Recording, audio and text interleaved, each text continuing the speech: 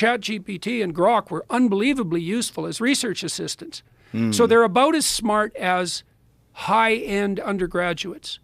They lie a lot, and you have to corner them like mad to get them to provide you with information that's valid. What have you found them lying about? Oh, they make up references that don't exist. So, for example, for ChatGPT, about a quarter of the academic references it produces for you don't exist. What? Yeah. Well, it doesn't know. Like, it will produce a reference for you that's completely plausible, except that it doesn't exist. So if I ask ChatGPT a question, it'll answer and it'll give me the references because I asked for the references. Right. Then I have to go and look up all the references and read them, first of all, because you're supposed to read the things you refer to. But also, I have to make sure that it's not, wandered off into some hallucinatory pathway.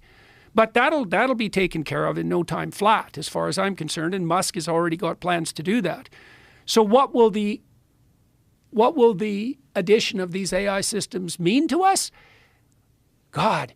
Well, I talked to Elon about this when we had our interview, and it's going to depend to some degree, Joe, on how we train the damn things.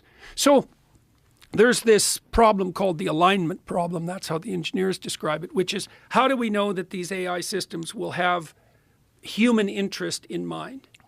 And you think, okay, how do we make machines that have human interests in mind?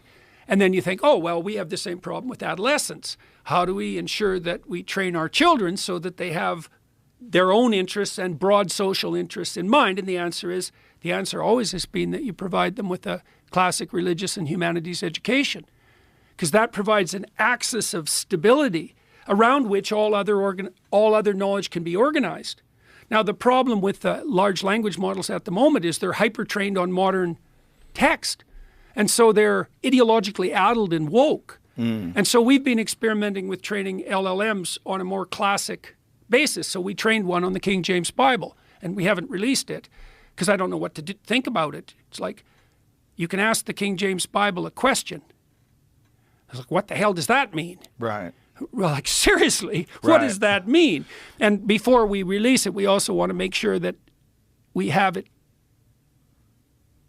We've developed the underlying technology properly. Okay, so what's the answer to your question? What AI will do will depend on the intent of the people who design it.